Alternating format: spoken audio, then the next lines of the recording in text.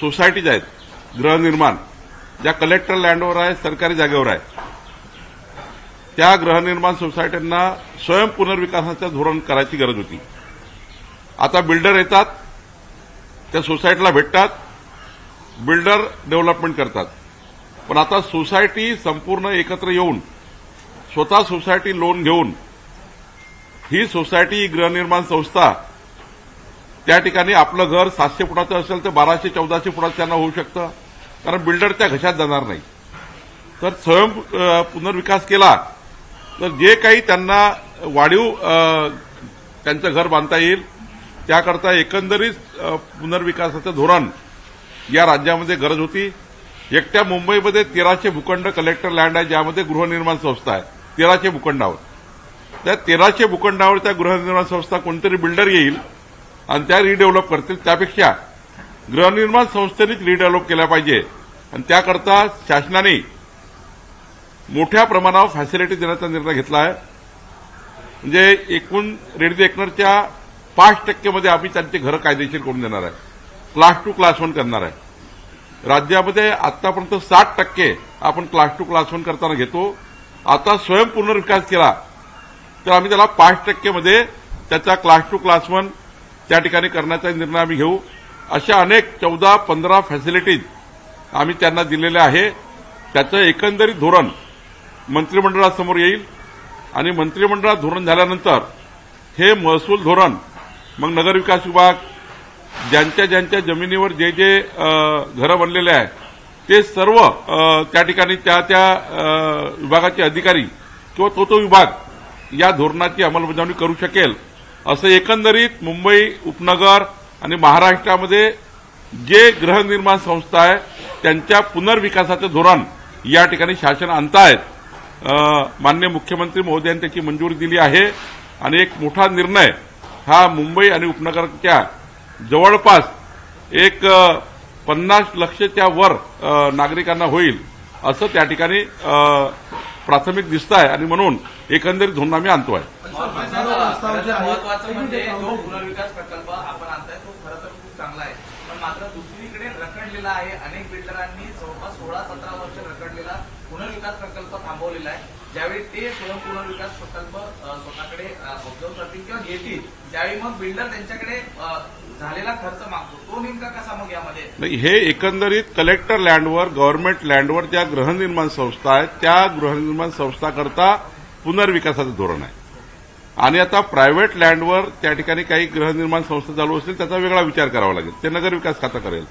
पण महसूल खात्याच्या जमिनीवर कलेक्टरेट लँडवर जे गृहनिर्माण 1300 सोसायटी आहे मुंबई शहरमध्ये, उपनगरमध्ये 230 सोसायटीज आहेत ज्या गव्हर्नमेंट लँडमध्ये आहे, कलेक्टर लँडमध्ये आहे.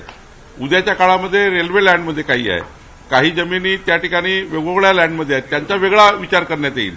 आज कुठल्या तरी पॅरेंट डिपार्टमेंटनी एक गृहनिर्माणाच्या विकासाचं धोरण आणणं आवश्यक होतं. महसूल विभाग पुढाकार घेत आहे, मग इतर विभागही पुढाकार घेतील आणि त्यामुळे मला वाटतं एकंदरीत राज्याचं पहिलं धोरण स्वयं पुनर्विकासाचं येऊ घातलेलं आहे आणि अत्यंत महत्वाचं धोरण.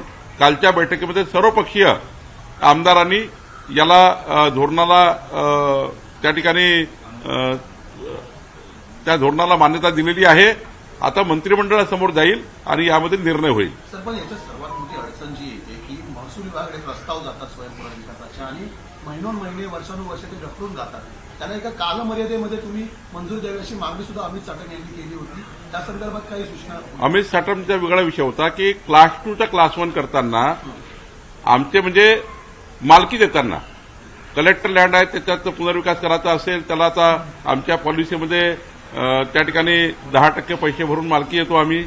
त्या ठिकाणी एक वर्ष कलेक्टरकडील क्लार्कपासून तो मंत्रालयातील कक्ष अधिकाऱ्यापर्यंत एक वर्ष त्याला क्लास 2 क्लास 1 मिळत नाही. म्हणून 45 दिवसाच्या आतमध्ये क्लास 2 क्लास 1 झालं पाहिजे याचा एसओपी तयार करण्याची अमित साटमची मागणी होती. ती मागणी सरकार मान्य करणार आहे. महसूल खात्याकडे 1.5 महिना लागेल, पण पुनर्विकास प्रकल्प हे त्या ठिकाणी म्हाडाच्या माध्यमातून जे आता प्रवीण दरेकरच्या अध्यक्षतेखाली स्वयं पुनर्विकासाच्या धोरणाकरता जे महामंडळ तयार होत आहे त्यांच्या माध्यमातून पुनर्विकासाचे प्रकल्प होईल. आमची जमीन त्यांना देण्यात येईल आणि ते मात्र मग पुढं स्वयं पुनर्विकासाचं धोरण राबवतील. सर्वोच्च न्यायालयात स्थानिक स्वराज्य संस्थांच्या निवडणुकांसंदर्भात सुनावणी आहे. 50%पेक्षा अधिक आरक्षण अनेक नगर पंचायती शिवाय जिल्हा परिषदेच्या निवडणुका जाहीर होणार आहेत, त्याच्यामुळे अडचण ठरतोय.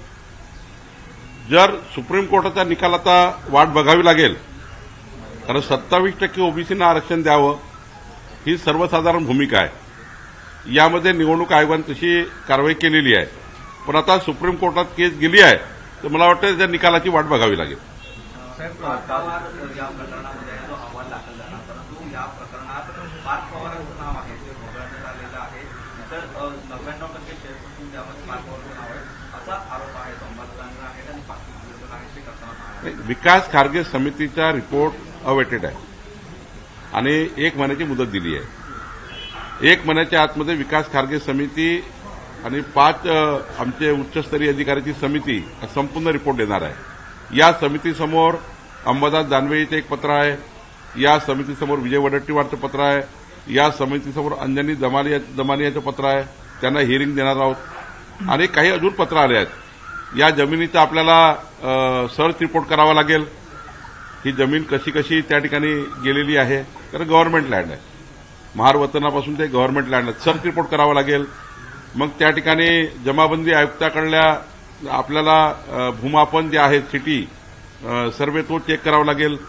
त्यामुळे या समितीचा रिपोर्ट उद्या कोणीही कोर्टामध्ये म्हणजे कुठल्याही व्यक्तीला कोर्टामध्ये जाऊन यामध्ये या भूखंडाला लाटता येणार नाही. याकरता संपूर्ण हिअरिंग आम्ही त्या अमेडिया कंपनीला हिअरिंग देणार आहे, ते विकणाऱ्याला हिअरिंग देणार आहे, विकत घेणाऱ्याला हिअरिंग देणार आहे, कारण हा सिव्हिल मॅटर आहे आणि त्यामुळे कुठलाही स्कोप आम्ही ठेवणार नाही. सर्वांना हिअरिंग देऊ, अंजली दमानियाजींनाही हिअरिंग देऊ, त्यांचंही म्हणणं ऐकून घेऊ आणि 100% यामध्ये कोणीही सुटणार नाही याची काळजी घेतलेली आहे. आणि त्यामुळे मला वाटतं की जेव्हा रिपोर्ट येईल तो रिपोर्ट आपल्यासमोर आम्ही सांगू. त्यांचं म्हणणं आहे की जे रिपोर्ट आले म्हणजे आयुक्तालयाचा जो रिपोर्ट आलाय त्याच्यात क्लीन चिट दिली पार्थ पवारांना आणि इतरांना. कुठलीही दुसरी समिती नाहीच आहे, एकच समिती आहे विकास खारगे समिती. कुठली खाली कोणाला अधिकारच नाहीये चौकशी करायचे किंवा कोणाला क्लीन चिट देण्याचे. त्यामुळे आता जे मीडियावर दाखवतात आहे या समितीने क्लीन चिट दिली त्या समितीने क्लीन चिट दिली, हे धांदात खोटी बातमी आहे. राजेंद्र मुठे समितीचा हा अहवाल राजेंद्र मुठे समितीच नाहीये. राजेंद्र मुठे अशी समितीच बनलेली नाहीये. एकच समिती आहे राज्यामध्ये या विषयाची, ती आहे विकास खारगे समिती. आणि त्यामुळे असे राजेंद्र मुठे समिती वगैरे या विषयात नाहीये. काहीतरी कपोलकल्पित बातमी तयार करून ते मला वाटतं चालवली आहे. आयजीआरच्या अधीनस्थ काही अधिकारी असतील, त्यांनी काही प्राथमिक चौकशी केली असतील, ते त्यांचा भाग आहे.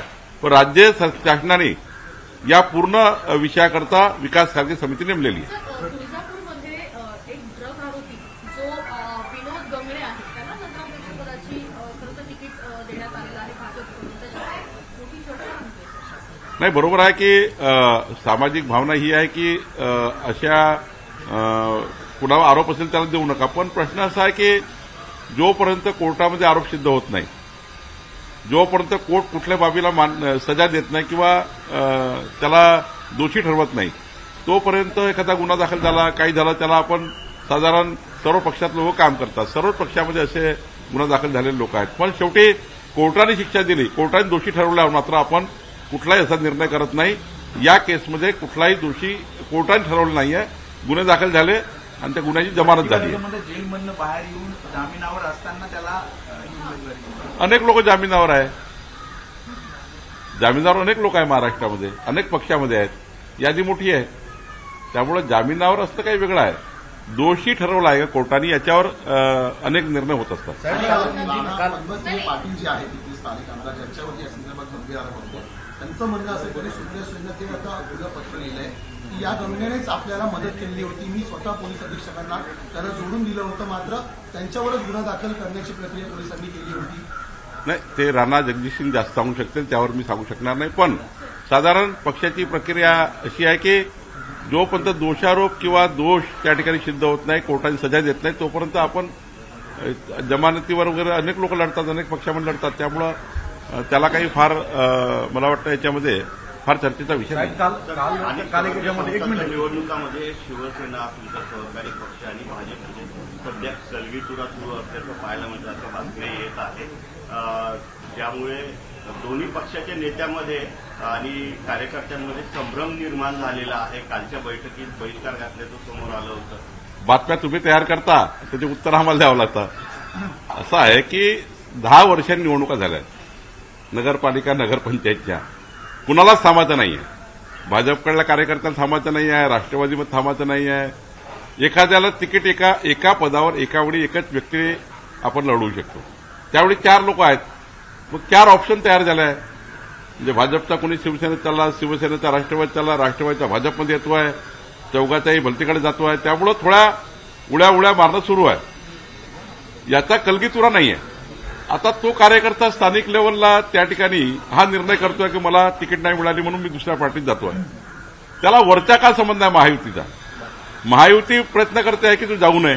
तिथले स्थानिक लोक प्रयत्न करतायत. माझ्याही मतदारसंघात 7-8 ठिकाणी झालाय की मी तिकीट देऊ शकलो नाही. तर 7-8 लोक गेले, शिवसेनेकडे गेले, एकनाथ शिंदेजीकडे. काही लोक त्या ठिकाणी अजितदादाकडे गेले, घडीकडे गेले. त्यामुळं महायुतीला त्यांचा ऑप्शन आहे. भाजपकडे काही आले. त्यामुळं लोकल लेवलला ऑप्शन तयार झाले आहे. त्यामुळं उड्याउडी सुरू आहे. पण यामध्ये महायुतीमध्ये काही मोठा त्या ठिकाणी संभ्रम तयार झाला. मग ते इथे काही खूप होणार आहे, मग त्यामुळेच बहिष्कार झाला असं वगैरे काही संबंध नाही. ही निवडणूक लोकल आहे. आम्ही उलट चेक करतोय. एकनाथजी, अजितदादा, माननीय मुख्यमंत्री, मी, रवींद्र चव्हाणजी, आम्ही हे चेक करतोय की आमच्या महायुतीमध्ये कालही आम्ही 2:30 वाजेपर्यंत रात्री बसलो. प्रभारी आमचे सर्व होते.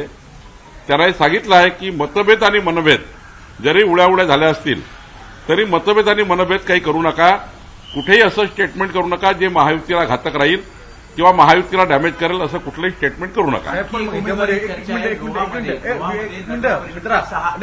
अनुषंगाने प्रश्न आहे साहेब की हे जरी असलं तर मग ह्याच्यापुढे ठरलं का की शिवसेनेच्या लोकांना तुम्ही घ्यायचे नाहीत किंवा तुमचे लोक ते घेणार नाहीत? असं महाराष्ट्रातल्या वरच्या नेत्यांनी ठरवलं आहे की कुठल्याही परिस्थितीमध्ये महायुतीमधले लोक त्या ठिकाणी घ्यायचे नाही.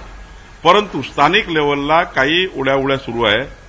त्यामुळं स्थानिक लेवलला फार काही असं खूप त्या ठिकाणी दबाव टाकून खूप त्या ठिकाणी प्रेशराईज करून स्थानिक कार्यकर्ते मात्र त्यांच्या आयुष्याच्या निवडणुकीचा प्रश्न असल्यामुळं आता जिल्हा परिषदमध्ये हीच परिस्थिती होणार आहे.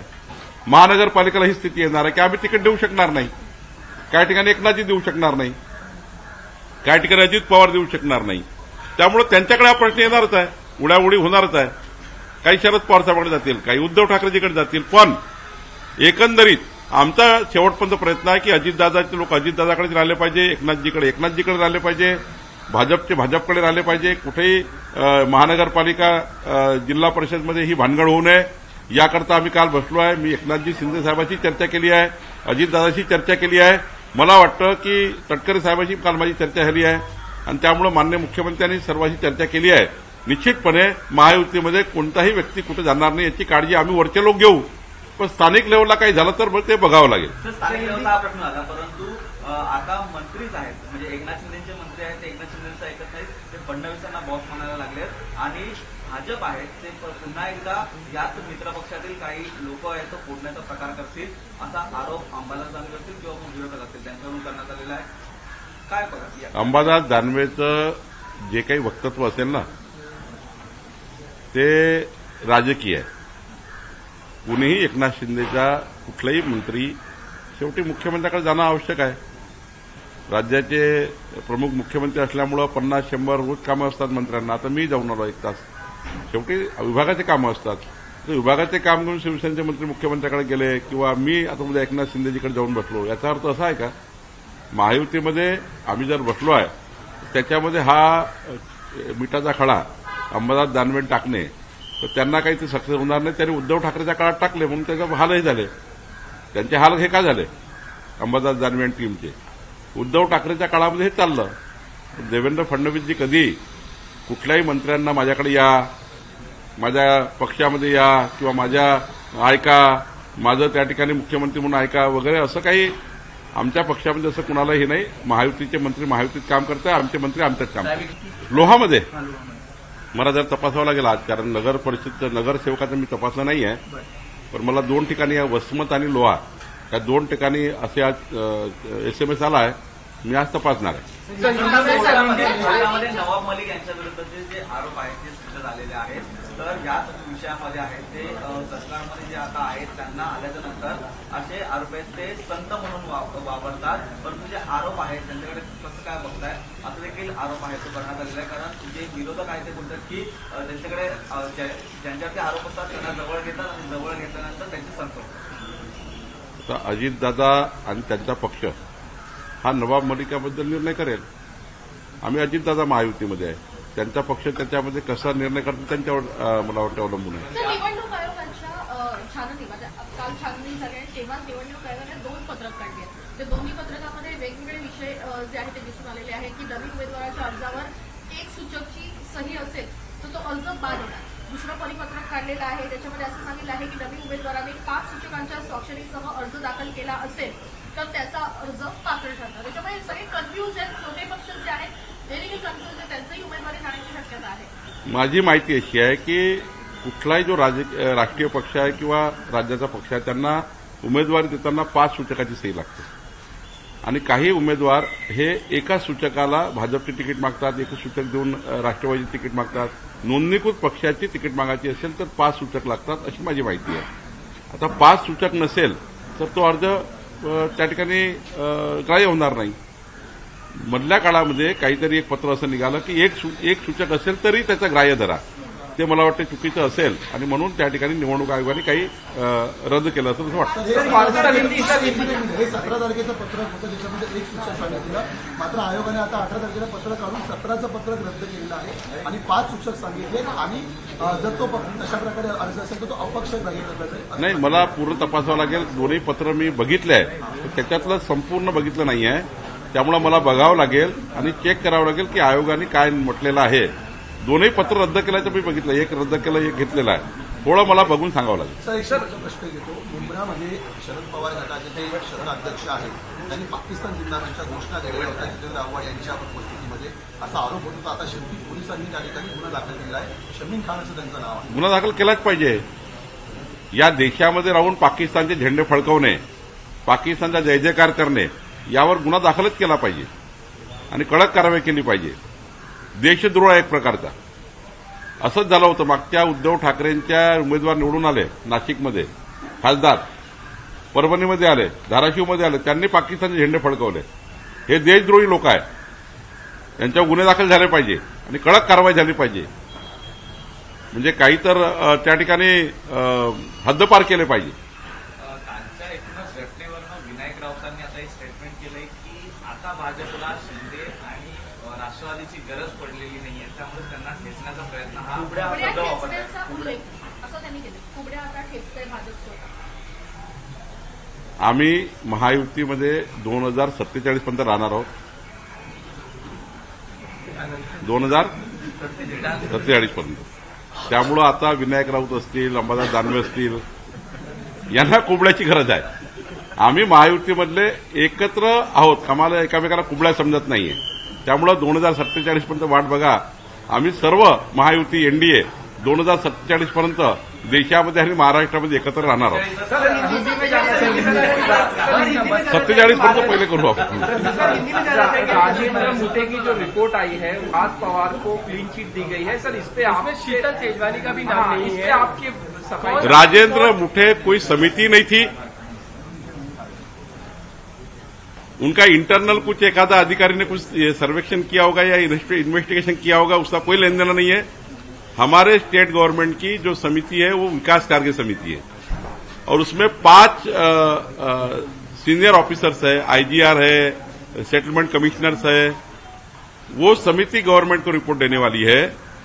1 महीने का समय दिया है, लेकिन उसमें 2 चीजें और ऐड करनी है. एक चीज हमें वो जो जमीन है जिनके बारे में ये प्रश्न उठा है, वो जमीन का पूरा सर्च रिपोर्ट भी हम कर रहे हैं. कैसा कैसा सरकार की थी, फिर महार वतन को कैसी गई, फिर वो उनके पास कैसी गई, ये सारा हम चेक करेंगे. उसके बाद हम ये भी चेक करेंगे कि जो सेटलमेंट कमिश्नर है उनके पास जो भूमि अभिलेख होता है, सिटी सर्वे, सीटीएस, उसका भी हम चेक करेंगे. हमारी समिति पूरी पारदर्शिता के साथ, जिन जिन का लोगों का एप्लीकेशन आया है हियरिंग देने के लिए, अंजलि दमानिया जी को हम सुनावनी देने वाले हैं, हम विजय वडेट्टीवार और अंबादास दानवे का लेटर है उनको भी बुलाने वाले हैं। लेकिन ऐसा वो अमेडिया कंपनी को भी बुलाएंगे, सबको बुलाएंगे हमारी समिति। हमने कहा है कि समिति ने पूरा पारदर्शक रूप से काम करना है, कोई भी इतना सा भी लीकेज नहीं होना कि कल जाके वो कोर्ट में जाए। तो इसलिए हम चेक कर रहे हैं कि कोई भी हालत में सबको जस्टिस मिले, और कोई भी हालत में गवर्नमेंट लैंड है, गवर्नमेंट लैंड गवर्नमेंट को रहनी चाहिए। कोई जो व्यवहार गैर व्यवहार हुआ है उसके ऊपर कार्रवाई होनी चाहिए। सरकार की भूमिका स्पष्ट है। सर, पार्थ पवार को क्लीन चिट दे दी गई है इस मामले में, इस तरह किसने कहा आपको? मेरी समिति, हमारी स्टेट गवर्नमेंट समिति जब रिपोर्ट देंगी वो रिपोर्ट है। हमने कोई किसी को क्लीन चिट नहीं दिया है, कोई मुठे समिति हमारे पास नहीं है। कहां से मुठे समिति है मुझे नहीं मालूम। हमारे पास एक ही समिति, विकास कार्य समिति, वही हमको रिपोर्ट देगी, वही रिपोर्ट आपको बतलाया जाएगा। आईजीआर की भी कुछ रिपोर्ट ये हुआ? आईजीआर ने इंटरनल क्या मुझे नहीं मालूम, उनका कौन राजेंद्र मुठे वगैरह, लेकिन मुझे इतना मालूम है कि एक ही समिति इस राज्य में है, विकास कार्य समिति। बाकी किसी के रिपोर्ट को कोई अर्थ नहीं है, किसी के रिपोर्ट को कोई वैल्यू नहीं है। हमारी जो सीनियर आईएएस ऑफिसर की समिति है वही रिपोर्ट देगी, वही रिपोर्ट सरकार के पास आएगी, जो रिपोर्ट आएगी वो आपको मिलेगी। सर, पार्थ पवार को भी मौका दिया जाएगा अपनी बात रखने का, क्योंकि उनका भी नाम पार्थ पवार का उन्होंने कोई एप्लीकेशन तो नहीं की है कि मेरा पक्ष रखना है। अमेडिया कंपनी को हमारे सामने है, उनको बुलाना पड़ेगा कि आपने क्यों ऐसा व्यवहार जो किया कैसा किया है। जिनने बेचा उनको भी बुलाना पड़ेगा, जिन्होंने लिया उसको बुलाना पड़ेगा। जो अधिकारी ने यहाँ स्टैम्प मारा है, वो जो व्यवहार को मान्यता दी है उसको भी बुलाएंगे, उसके ऊपर एफआईआर किया हमने। हम सब लोगों को बुलाएंगे, सबका स्टेटमेंट करेंगे, और हमारी समिति पूरी तरह से सबको हियरिंग करेगी, और फाइनल रिपोर्ट हमारा जो आएगा वो आपको महाराष्ट्र की जनता को मिलेगा। किसी को भी बचाया नहीं जाएगा, कोई भी नहीं छूटेगा। जो नियम से सारे इसमें आएंगे, और मुझे लगता है ये समिति पूरी रात दिन छानबीन कर रही है, और ये समिति पूरा रिपोर्ट हमको देगी। एक लाइन में सिर्फ पूछना चाहूंगा कि आप ये कहेंगे पार्थ पवार को हमने क्लीन चिट नहीं दी है, ये बोल दीजिए। हमने आज किसी को क्लीन चिट नहीं दी है, विकास खारगे समिति का रिपोर्ट आने के बाद तय किया जाएगा। सर, दूसरा सवाल ये है, सर, जिस तरीके से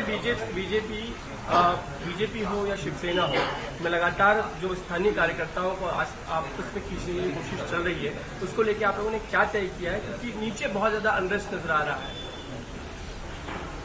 माननीय मुख्यमंत्री देवेंद्र फडणवीस जी, एकनाथ जी और अजीत दादा, सुनील तटकरे जी, हमारे रविंद्र चौहान जी, मैं सब लोग बैठकर, प्रफुल्ल पटेल जी, ये तय हुआ है कि महायुति में कोई भी यहां पर किसी के कार्यकर्ताओं को लेना नहीं है, किसी के कार्यकर्ताओं को बहुत ज्यादा एक में के पार्टी में लेना नहीं है। लेकिन स्थानिक लेवल पर, लोकल लेवल पर जब हम टिकट देते नहीं है, तो कभी कभी बीजेपी भी टिकट नहीं दे पा रही है। एक पोस्ट पे एक ही व्यक्ति एक बार जा सकता है, एक ही नगर से बन सकता है, 4 लोग वो टिकट मांग रहे हैं। ऐसे समय में लोकल कार्यकर्ता नाराज होकर, अनरेस्ट तैयार होकर वो दूसरे पार्टी में जा रहा है। अब मेरे भी एमएलए एरिया में कल 9 बीजेपी के कार्यकर्ता एकनाथ शिंदे जी की तरफ चले गए। अब मैं एकनाथ शिंदे जी को थोड़ी दोष दे सकता हूं ये कि भाई एकनाथ शिंदे जी आपने क्यों लिया है। मेरे एमएलए एरिया के 9 कार्यकर्ता मुझे बीजेपी को छोड़ के एकनाथ शिंदे जी के पास गए। अब उन्होंने टिकट दी, तो मेरा नाराजी एकनाथ शिंदे पे थोड़ी होगी, क्योंकि वहां लोकल हुआ है कि उनको लगा कि मुझे लड़ना है। ऑप्शन क्या है? तो शिवसेना है। अब शिवसेना नहीं मिली तो राष्ट्रवादी ऑप्शन है। 6 पार्टियां बाहर है, तो यहां से वहां से वहां, वो लोकल अनरेस्ट को हम महाराष्ट्र का अनरेस्ट नहीं समझेंगे। स्थानिक राजनीति का संबंध महाराष्ट्र की राजनीति से नहीं है। हम प्रयास करते हैं कि हमारी पार्टी संभालने के, लेकिन लोकल चुनाव है, छोटा चुनाव है। ये छोटे चुनाव में इधर उधर थोड़ा होता है, इसका मतलब राज्य में कुछ गड़बड़ है, स्टेट में कुछ गड़बड़ हो रही है, ऐसा नहीं है। पूरी तरह से कल हम बैठे थे और हमने निर्णय लिया है कि महायुति में, और हमने सारे पदाधिकारी, कल हम 2:30 बजे तक रात को हमें सारे प्रभारी बैठे थे, हमने सारे प्रभारी को कहा है, हमारे अध्यक्ष रविंद्र चौहान जी ने कहा है, कोई भी महायुति में किसी के ऊपर भी, कोई भी महायुति में कोई निराशा तैयार हो, या महायुति में संभ्रम तैयार हो, या महायुति में दरार पड़े, ऐसा कोई भी स्टेटमेंट किसी ने नहीं करना है। कोई भी मतभेद और मनभेद नहीं होगा, ये हमारे बीजेपी के नेताओं ने देखना है। इसके लिए हमने उसका कल सारे प्रभारी की बैठक भी ली है। को नहीं लेंगे, एक दूसरे कार्यकर्ताओं को पार्टी प्रवेश नहीं देंगे। लोकली ये हो रहा है, शिंदे साहब की तरफ भी लोकली बहुत लोग जा रहे हैं, बीजेपी में भी आ रहे हैं। अब ये मालूम ही नहीं होता कहां से कौन आ रहा है। कभी कभी हम डालते हैं उसको, पार्टी में लेते हैं, तो ये भी नहीं मालूम होता कि शिंदे साहब के पास से आया कि राष्ट्रवादी से आया है। जब हम लेते हैं बाद में पता चलता है कि भाई ये कभी शिवसेना में था, कभी ये राष्ट्रवादी में था, कभी ये कांग्रेस में था।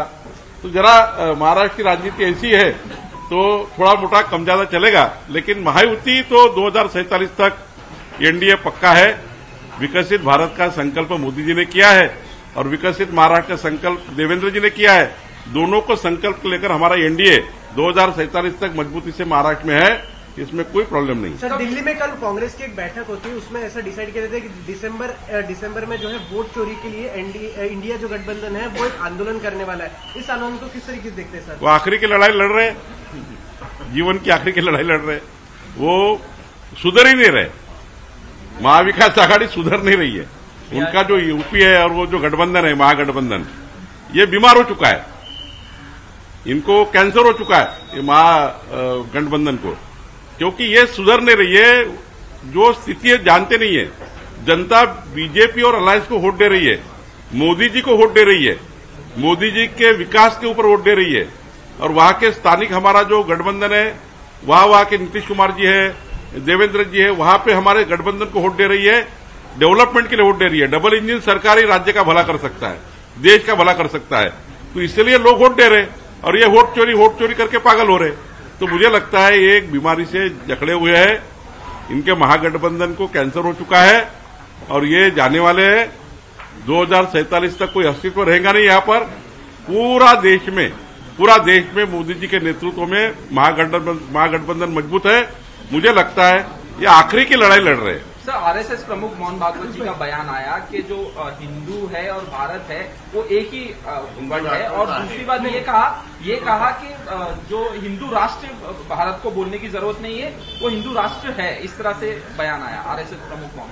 तो मोहन जी ने बोला है तो हिंदू राष्ट्र के लिए बोला है, भारतवर्ष के लिए बोला है, मजबूत भारतवर्ष के लिए बोला है, विश्व का सबसे मजबूत भारत के लिए बोला है। तो उसमें तो देश की किसी की आपत्ति नहीं होनी चाहिए। नहीं, लेकिन सवाल यही है कि विपक्ष हमेशा यही कहता है कि एक सेक्युलर राष्ट्र है और बीजेपी और आरएसएस को हिंदू राष्ट्र बनाना चाहती है, जबकि मोहन भागवत जी का जो बयान यही है कि हिंदू राष्ट्र कहने की जरूरत ही नहीं है, तो है ही हिंदू राष्ट्र, इसको अलग से बनाने की या इसकी घोषणा करने की कोई जरूरत ही नहीं। देखिए, हिंदू राष्ट्र की भावना ये पूरे 140 करोड़ भारतीय की है। भारतवर्ष मजबूत बने, हिंदू राष्ट्र मजबूत रहे, और हमें क्या उससे तो उत्साह होता है, एक ऊर्जा मिलती है जब मोहन जी ऐसा बोलते हैं। मोहन जी का स्टेटमेंट जब आता है तो पूरे देश को ऊर्जा मिलती है। 140 करोड़ भारतीय देखते हैं कि मोहन जी ने क्या बोला है। और हिंदू राष्ट्र की संकल्पना, हिंदू राष्ट्र का अपना विरासत, इतिहास को देखे तो उसमें तो आगे लेके जाने की बात है। इसमें तो पूरे देश को गौरवान्वित होना चाहिए, पूरे देश को आनंद होना चाहिए। सर, अपोजिशन का सवाल है, अपोजिशन कहाँ रह गया? एक सवाल है सर, वीडियो सामने आए हैं कि अजीत पवार के घर पे अघोरी पूजा हुई, तो अपोजिशन कह रहा है कि ये अघोरियों की सरकार है, इस तरह से पूजा करते हैं सीट शेयरिंग को लेकर, और ये क्या कहना चाहते हैं? मुझे नहीं मालूम वो वीडियो क्या है, देखना पड़ेगा। खबर चल रही है सर, खबर तो कुछ भी चलती है। खासकर लेपर्ड को लेकर तरीके से झूठा है। अभी भी हमने कालच माननीय मुख्यमंत्री महोदयांनी वनमंत्री राज्याच्या टास्क फोर्सची बैठक झाली। बिबटला कशा कशा पद्धतीने, वाघांना कशा कशा पद्धतीने त्या ठिकाणी शेवटी मारता येत नाही, त्यांचा बंदोबस्त, त्यांचा व्यवस्था कशी करायची, ग्रासलँड डेव्हलपमेंट कसा करायचा, बिबट वाघ येणार नाही याची काळजी कशी घ्यायची, याच्या टास्क फोर्सची बैठक मुख्यमंत्र्यांनी घेतली आणि त्यामध्ये अनेक निर्देश दिले आहे। यामध्ये व्यवस्थित पद्धतीने हे आम्ही हँडल करतो। भांडेवाडीतील बिबट आला आहे, कराडला जवळ आहे, उमरेड जवळ आहे, 20 किलोमीटर कराडला आहे आणि उमरेड आहे, त्यामुळे जवळ आला असेल तर त्या ठिकाणी वन विभाग त्याची काळजी घेईल।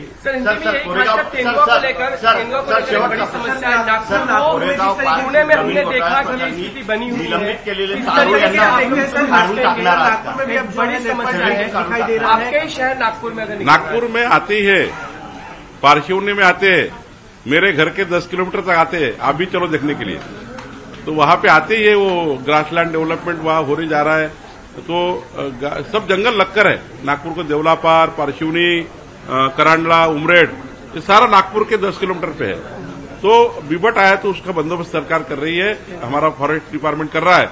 मैं भी वहां पालक मंत्री करके अभी चर्चा की है, निश्चित रूप से उसकी व्यवस्था होगी। बड़े तौर पे आप लोगों ने क्या सोचा? आरबी तारू आहे, त्यांना निलंबित केलेलं आहे, त्यांना विकास खारगे समितीचा रिपोर्ट आल्यावर जर कारूसारख्या अधिकाऱ्यांनी काळेपणा केला असेल तर ते नोकरीवर राहणार नाही। नहीं सर, लेकिन हम तेंदुए भी जानना चाहते हैं कि आप किस तरह कल समिति में बैठक हुई और उसमें निर्णय लिया गया? माननीय मुख्यमंत्री जी ने कल तेंदुआ वाघ जो गांव में आ रहे, शहर में आ रहे, इसके बारे में टास्क फोर्स की बैठक ली। हमारे फॉरेस्ट मिनिस्टर उसमें थे, सारे डिप्टी सीएम थे, एकनाथ जी थे, अजित पवार जी थे, और पूरी तेंदुओं के बारे में या वाघ के बारे में जो भी हमने वहां प्रिकॉशन लेने हैं, हमारे फॉरेस्ट कैसा डिपार्टमेंट कैसा पूरा इसमें इन्वॉल्व हो और हमारे किसी की जान माल की वहां हानि न हो, इसके भी निर्णय हमारे कल मुख्यमंत्री जी की बैठक में हुआ है। एक आखिरी सवाल,